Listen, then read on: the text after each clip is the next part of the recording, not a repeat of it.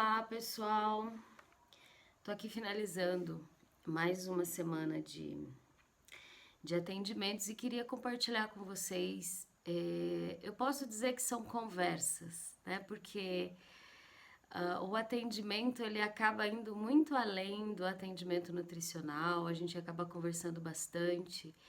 Essa forma de atendimento que nós estamos tendo essa oportunidade de realizar, que acabou vindo aí por conta da pandemia, ele trouxe, querendo ou não, uma aproximação da realidade aí das famílias, né? Você que é meu paciente sabe, a gente tem conversado muito sobre isso. Quando a gente faz um atendimento online, a ideia inicial lá atrás era que a gente ia ter um distanciamento, que ia ser uma coisa fria, né? E a gente tem visto que a gente acaba se aproximando muito da família também.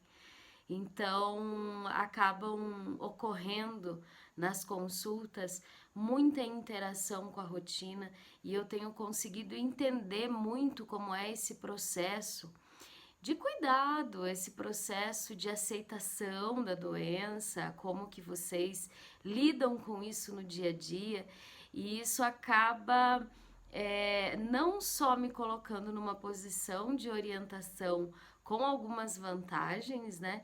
Mas eu consigo ter uma certa visão de como a família pode estar auxiliando nesse processo de aceitação, de autocuidado, né, de tudo isso. E também acabo tendo uma ideia aí muito ampla de muitos mitos, a própria falta de conhecimento de como é o alimento, de como é tudo isso.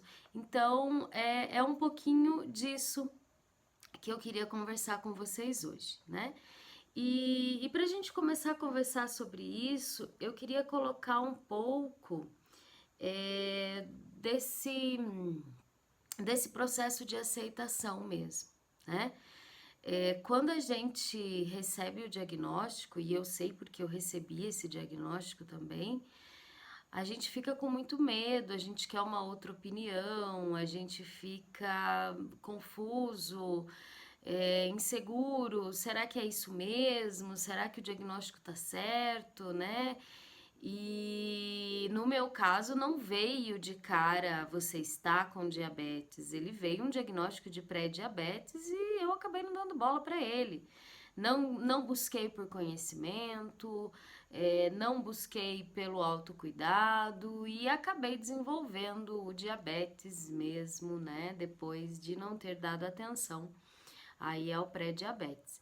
Então eu acho que é um ponto aí muito importante da gente conversar, né? A gente precisa conhecer o que é. Não é o fim do mundo, não é um diagnóstico que vai te incapacitar, que vai. Já foi um dia, né? Lá muito atrás, e a gente pode até dizer que foi num passado recente, o diagnóstico do diabetes ele era fatal, né?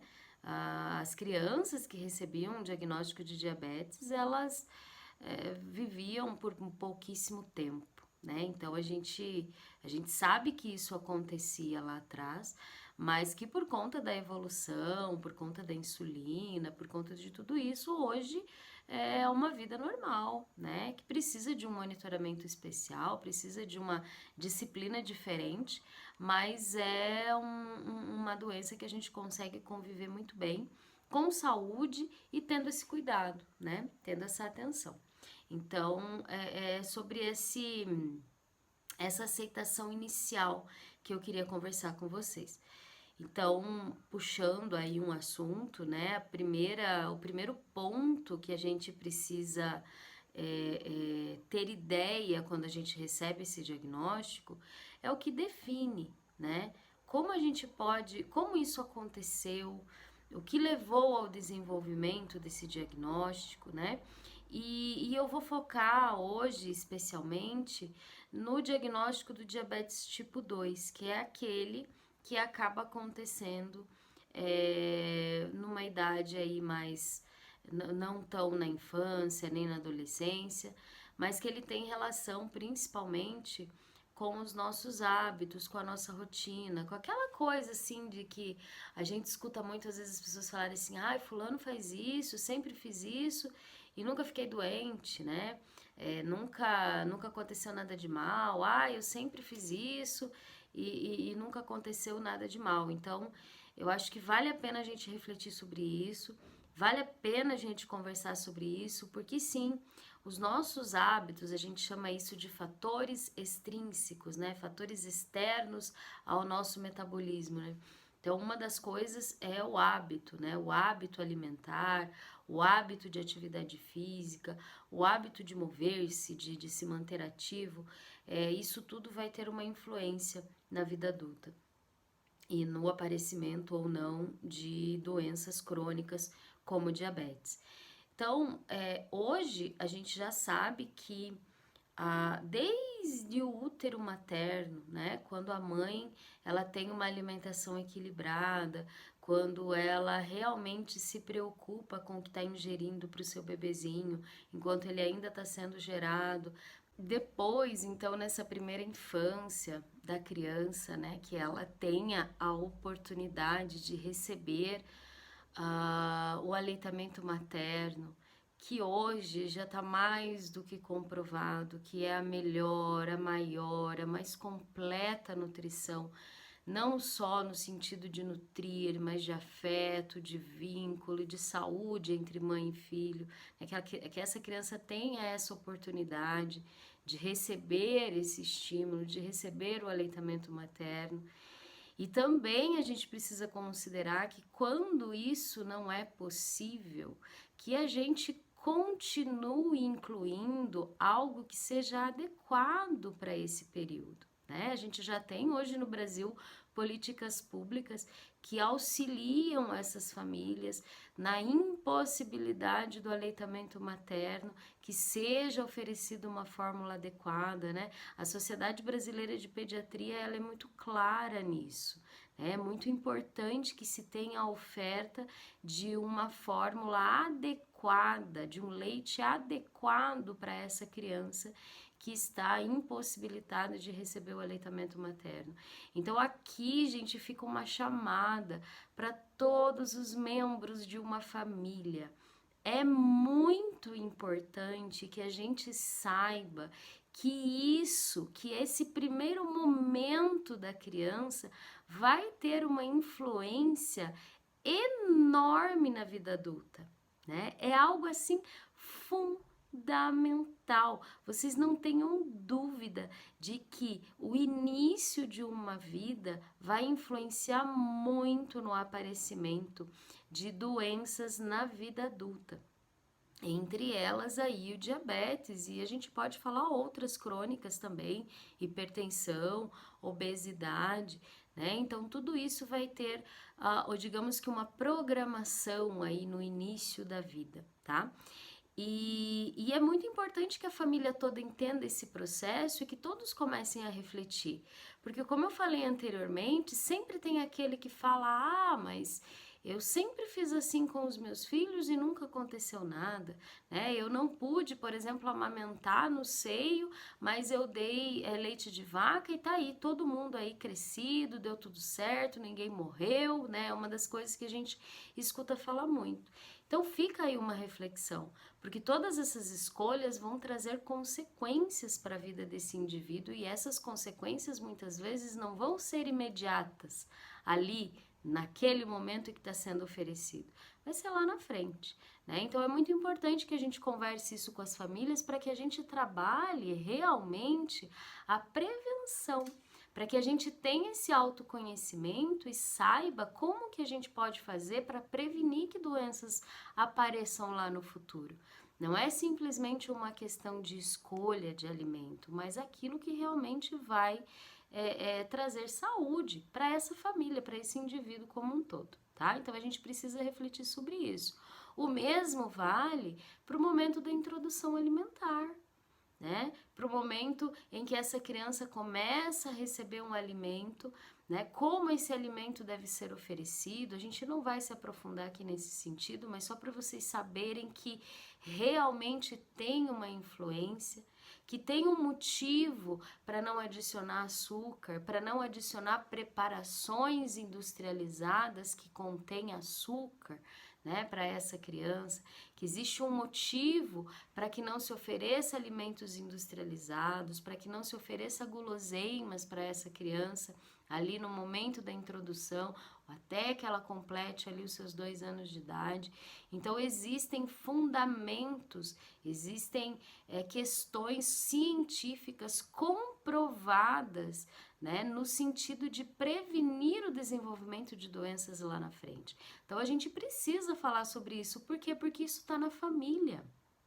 Que quando aparece um diagnóstico de diabetes, por exemplo, numa família, todo mundo fica se perguntando, nossa, mas por que, né? Fulano é isso, Beltrano é aquilo, né? E por que isso está acontecendo? E poucas pessoas puxam essa história, esse recordatório de como foi a vida até aquele momento. E isso tudo vai fazer diferença. Por quê? Porque o hábito, ele tem a ver. Então aí você que está me ouvindo, você que é família, você que pode ser avó, tia, comadre, madrinha, reflita sobre os conselhos que você oferece, os conselhos que você dá, de condutas que se tinha lá atrás e que podem sim ter prejudicado a saúde dos seus filhos, a saúde dos seus netos. Talvez esse hábito errôneo, essa falta de conhecimento lá atrás, possa ter refletido hoje no desenvolvimento de um diabetes, de uma hipertensão, de uma obesidade. Então é muito importante que a gente reflita nesse sentido, porque realmente isso vai fazer diferença, né? É importante que você, família, reflita como um todo, porque eu já disse aqui outras vezes e hoje eu vou repetir. Hábito a gente tem dentro de casa, hábito a gente tem no ambiente familiar, na nossa família. Então é muito importante que a gente reflita sobre esses hábitos, né? Não tem problema nenhum a gente gostar de um alimento ou outro que acaba sendo uma guloseima, uma preparação mais calórica, mas ele não deve estar presente na rotina. Então, conhecer isso é uma coisa muito importante. Entender sobre como fatores externos podem contribuir para a nossa vida realmente é uma coisa muito importante. Então, vale a pena você refletir sobre isso, vale a pena dar uma atenção sobre isso, porque realmente faz muita diferença. E aí a gente entra nas diversas fases, a gente entra na primeira infância, depois nós vamos para a adolescência, depois nós chegamos na juventude, na vida adulta, e todas essas fases exigem estímulos. Se nós não somos estimulados, se nós não estimulamos o nosso paladar, a gente sempre fica num padrãozinho. É claro, gente, que a gente vai ter preferências. A gente vai ter coisas que a gente não gosta mesmo, a gente vai ter coisas que a gente gosta mais, né? Nós temos pessoas que gostam mais de peixe, outras que gostam mais de carne, algumas não gostam de determinada fruta, de determinado vegetal, mas em compensação gosta de outro. Isso é natural, isso vai acontecer. O que não pode é não haver estímulo algum e excluir completamente isso da vida. Isso sim pode fazer muito mal, né? E também tem essa questão de tentar excluir completamente da vida uma coisa que a gente gosta muito, que já carrega lá desde um período da infância e a gente quer tirar isso da vida da gente de uma vez só, que é aquela questão que a gente já conversou, que isso acaba levando a uma tristeza, acaba deixando desanimado e às vezes até desistindo do tratamento, por não poder consumir mais coisas que gostava, quando na verdade não é não poder, é saber adequar, é saber colocar no momento adequado, né? Então eu acho que conhecer, entender um pouquinho sobre isso vai auxiliar muito, tá? Então conversem, vocês em casa, família, né? Conversem sobre o alimento, conversem sobre as escolhas, né? Não adianta a gente ficar teimando sobre uma conduta que acontecia lá atrás, que a gente sabe que nenhuma mãe quer o mal do seu filho, né? Mas que antigamente a falta do conhecimento acabava levando à oferta de um ou outro alimento que naquele momento não era importante, né? E que incluir essa rotina, incluir esse hábito na vida dessa criança pode comprometer lá na frente, porque é uma coisa que não vai fazer bem para nenhum indivíduo, né? Ninguém precisa desse conteúdo, dessa informação. Então, isso é muito importante a gente conhecer. Então, vocês aí entre família, conversem sobre isso, né? O alimento deve ser um assunto da família, porque toda família, ela caminha ao redor do alimento. Todo ser vivo precisa do alimento para se manter vivo, para se manter saudável, ativo, para trabalhar, para ter força, para ter energia. Então é realmente um assunto que precisa ser conversado, que precisa ser discutido em família.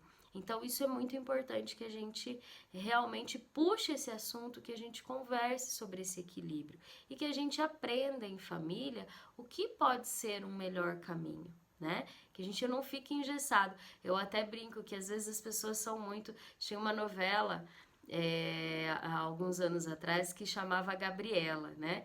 E eu falo, a gente não pode ser Gabrielão. A música da novela na época, vocês vão lembrar aí, quem assistiu, que era assim: eu nasci assim, eu cresci assim, eu sou sempre assim, Gabriela. E aí não muda, aí continua Gabrielão, né? Lembram dessa música? E aí eu falo, gente, a gente não pode ser Gabrielão. A gente precisa evoluir, a gente precisa transformar, a gente precisa descobrir aquilo que está acontecendo que pode auxiliar, que pode melhorar, que vai fazer com que a gente realmente consiga evoluir o nosso tratamento, evoluir o nosso conhecimento sobre o alimento para que, como família, a gente consiga ter mais saúde, né? Porque é sim dentro da família que a gente acaba desenvolvendo essa saúde, né?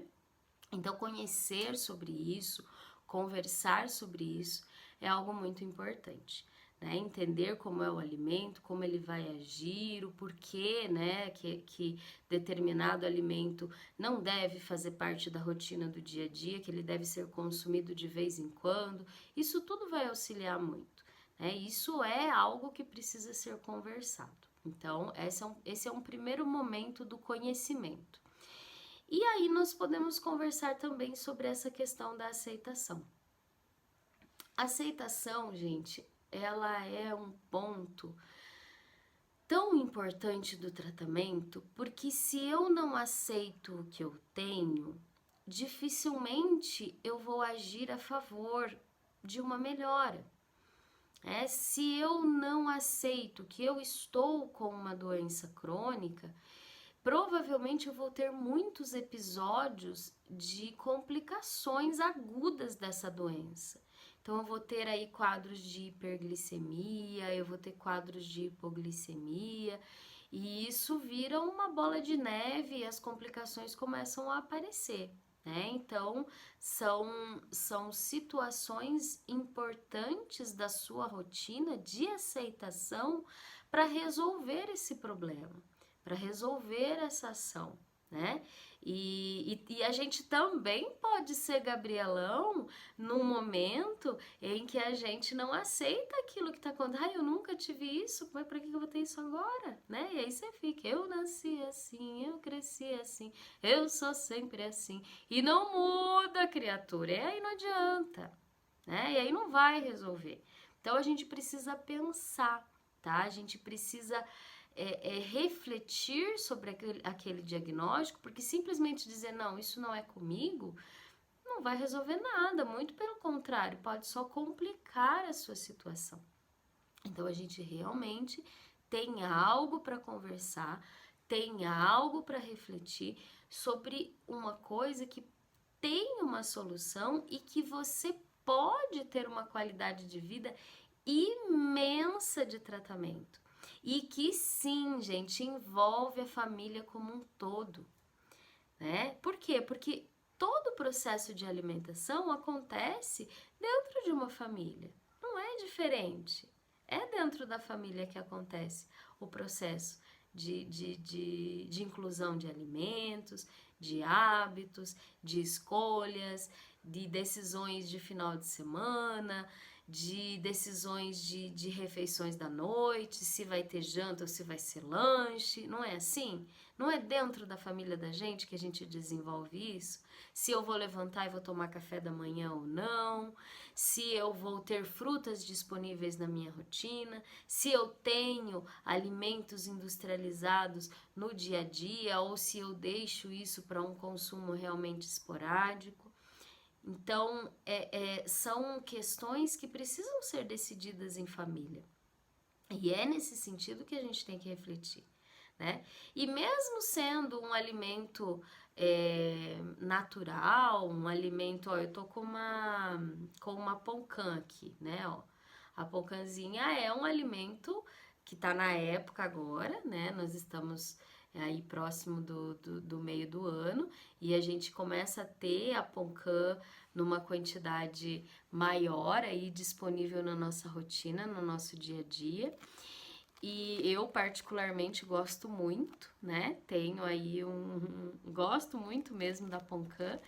E já escutei muitos pacientes trazerem para mim a pergunta de que se pode, se não pode, se é um alimento que vai fazer mal para quem tem diabetes ou não.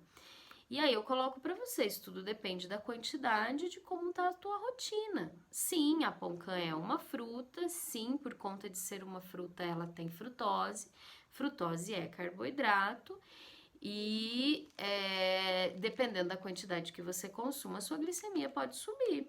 E aí, como é a melhor forma? O que pode ser feito?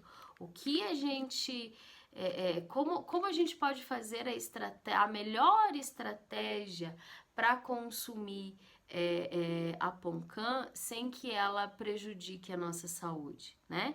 E aí eu coloco para vocês, a melhor forma de se consumir é num lanchinho e sendo ainda assim, ó, da forma natural, da forma integral, né? Por quê? Porque ela tem fibras. Tendo fibras, lembra da fibra? Que ela faz com que o alimento seja absorvido mais lentamente, né? E aí, esse alimento, eu vou deixar aqui depois eu como.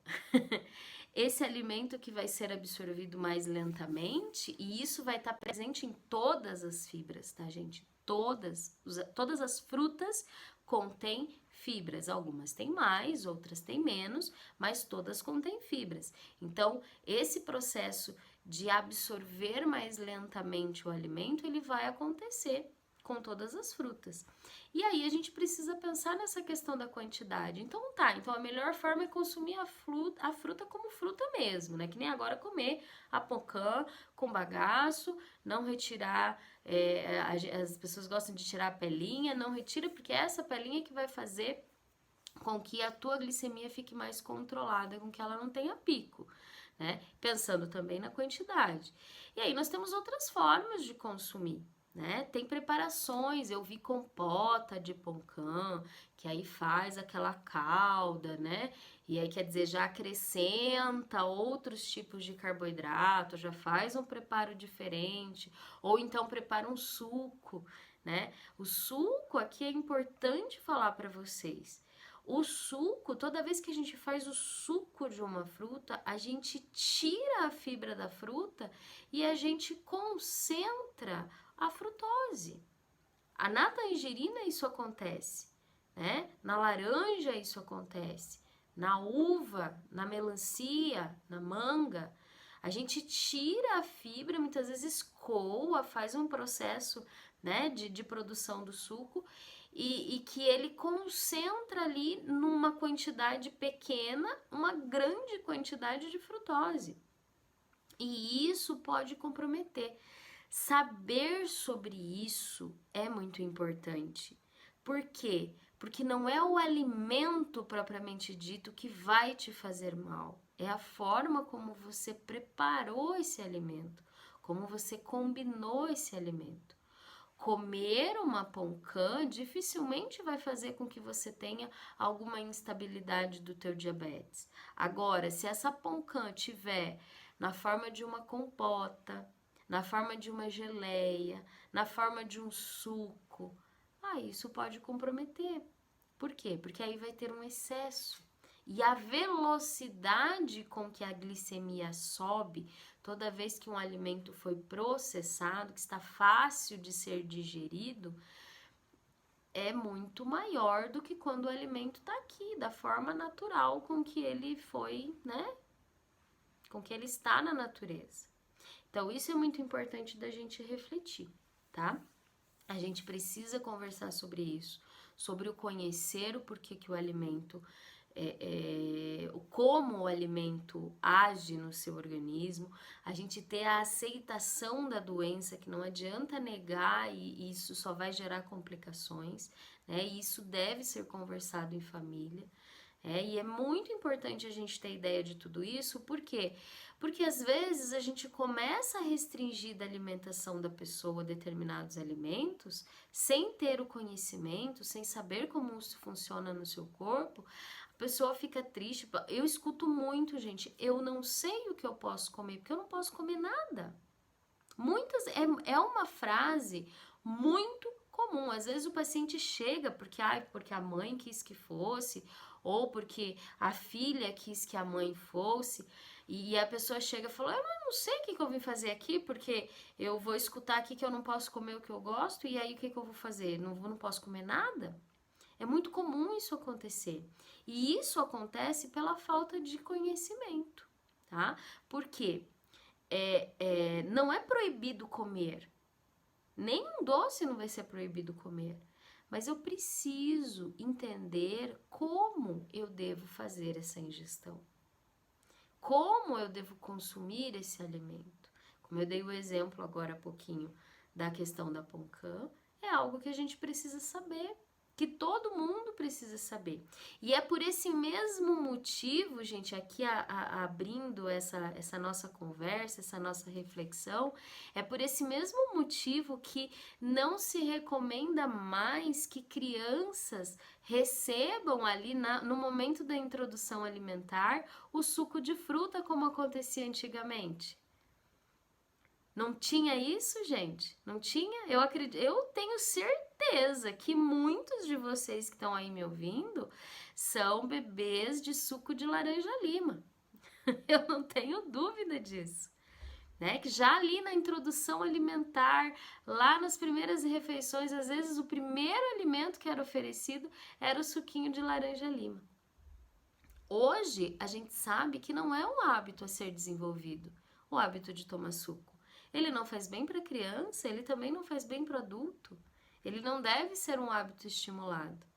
Comer a fruta, sim, né? Mas o suco da fruta, esse a gente precisa ter cuidado, a gente precisa ter atenção. Por quê? Porque eu tô concentrando muito carboidrato, eu tô tirando fibra.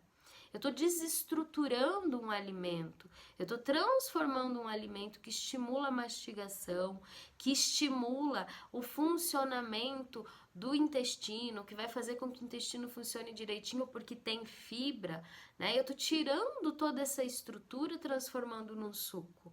Né? Sem contar os efeitos que vão ter nessa criança, nesse adulto, nesse jovem, todos nós isso acontece, que é essa questão de subir a glicemia, de ter picos de insulina por conta de subir essa glicemia, isso desestabiliza o funcionamento do organismo. É um excesso, é algo além do que o organismo está capacitado a conseguir digerir de uma forma equilibrada e saudável. Então a gente precisa pensar sobre isso. As coisas elas fazem sentido, né? Então a gente precisa compreender o alimento nesse sentido. Faz sentido.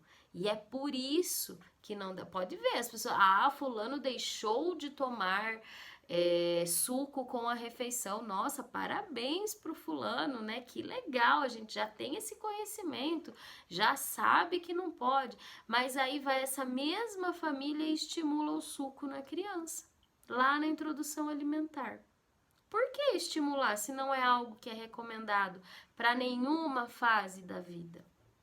A gente precisa pensar, a gente precisa refletir sobre isso para que a gente não cometa esse tipo de erro de uma forma assim, não pensante, né? Porque a falta do conhecimento ela é exatamente isso. A gente não faz por maldade, a gente não pensa, a gente não reflete, a gente não tem aquela criticidade, eu diria assim, diante dessa determinada situação que pode acontecer aí na sua família. E aí a gente acaba realmente comprometendo, né, a saúde da família como um todo. Então vale a pena, gente, essa atenção, vale a pena esse cuidado, vale a pena essa reflexão. Eu acredito que isso faz com que o tratamento ele chegue num direcionamento evolutivo. Você entende que você pode comer aquele alimento, que é melhor que seja dessa forma ou daquela forma. Você entende como está acontecendo o processo no teu corpo. Você entende como você precisa conduzir a tua doença, a tua família está consciente dessa rotina, desse processo e tudo funciona, tudo flui de uma forma segura, com uma consistência maior para o seu tratamento. E isso é muito positivo. E é nesse sentido que a gente precisa conversar. Tá? E que essa semana eu acabei tendo aí algumas interações aí com famílias que foi muito importante. A gente precisa começar a refletir sobre as nossas escolhas. Todas as nossas escolhas vão trazer consequências. Então, o diagnóstico, ele não vem assim do nada, né? Ele não vem do nada. O diagnóstico de doenças crônicas, ele é um histórico de escolhas na nossa vida, né? Então, é claro que tem essa questão genética, essa carga genética, ela é o que a gente chama de fator intrínseco. Mas essa questão extrínseca, que está externa, que depende das nossas escolhas, tem um papel fundamental no desenvolvimento dessas doenças. E é sobre isso que eu quero deixar essa sementinha aí hoje com você. Reflitam sobre isso, pessoal. Tá bom? Até a próxima!